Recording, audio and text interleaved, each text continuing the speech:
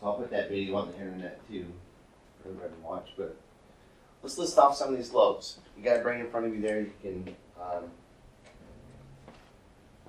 kind of look at them as we talk about them. Believe it or not, the brain is highly sectioned. Looks like one big mass of stuff, but a bunch of different parts in it. And they're sort of like the bones in the skull we learned. And each lobe has its own job. Like they have different jobs in your lobes, right? Okay. The frontal lobe is probably the easiest to remember. Let's see if we can remember those. Frontal is where your mood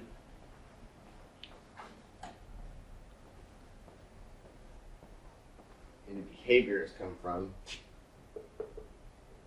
And so that's kind of what I remember from frontal. Like I've got a story about a guy that worked on the railroad in the 1800s. He had a spike go through his skull. And they pulled it out and he lived. But he was really different afterwards. Somebody noticed, or a doctor noticed, that his he didn't joke around. You couldn't say anything joking to him. He didn't respond to it in a nice manner. He was kind of what they would consider, not a nice guy. And that's how one of the ways they discovered that your frontal lobe causes your mood and your joking, your affect, and stuff like that, because his was gone, and therefore he didn't have any personality after that. All right. Mood, behavior. Somebody's acting squirrely. They got a brain injury. Act like they don't have any common sense. It could be because of an injury. Parkinson's patients, Alzheimer's patients. Think about them. Parietal has two lobes. Some of these have two lobes. It's the I before E. Yep. Don't follow my footsteps in spelling. It's the one on either side, just like your parietal skull plates or parietal bones. This is where your language and touch is at, okay?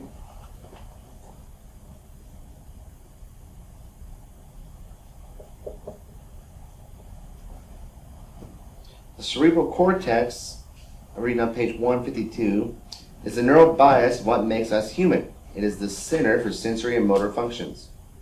It is concerned with memory, language, reasoning, intelligence, personality, and all the other factors that we associate with human life. Even though the two cerebral hemispheres are nearly symmetric, meaning they're like a perfect image of each other, they are not always equal in function. Instead, there are areas of specialization. However, there's considerable overlap in these regions, and no area really works alone. They're all dependent on each other for our consciousness. Okay, so we're just talking about the lobes. Occipital. Can you find occipital lobe on that? Find it? Yeah, It's your in brain. the back. Pick it up and point to it. It's not a real brain. Unfortunately. It's back here. Yeah, it's on the back. Okay, and then the temporal, what does it say? Hearing, learning, and feelings.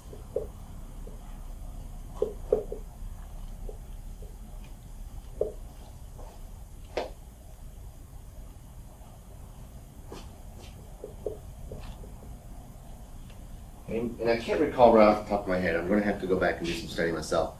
But your parietal lobes, you'll have an area that receives speech and you can comprehend it, and an area that exports language in a manner that's logical where other people can understand it.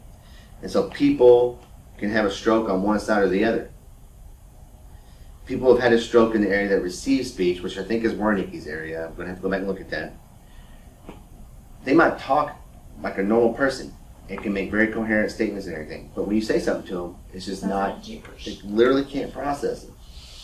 On the other hand, you have people that can understand you perfectly, but when they try to say something, it comes out as word salad.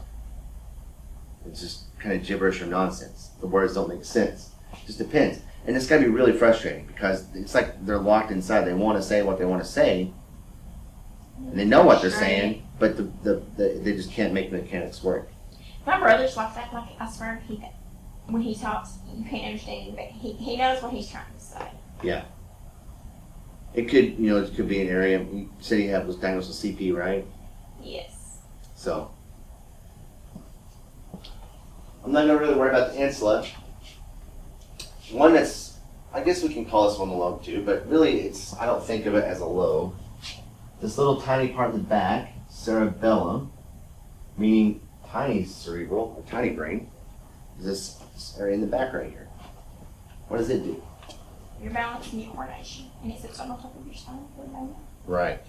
Okay. So as you travel further into the brain here, we got our midbrain, our pons, and our brain stem, and then the cerebellum. They're all kind of down here in this primitive, what we consider primitive part of your brain. You know, people say you've got a lizard brain down in here. Well, lizards probably only have this part. Do they have cortexes, cerebral cortexes? Probably. The lizards play the piano and have language and fall in love and things like that? Hey, they might fall in love. You can't say they don't. Only in a Disney movie. Okay? You sure about They don't have the things. That's what makes us human, is the ability to do all those higher functioning things.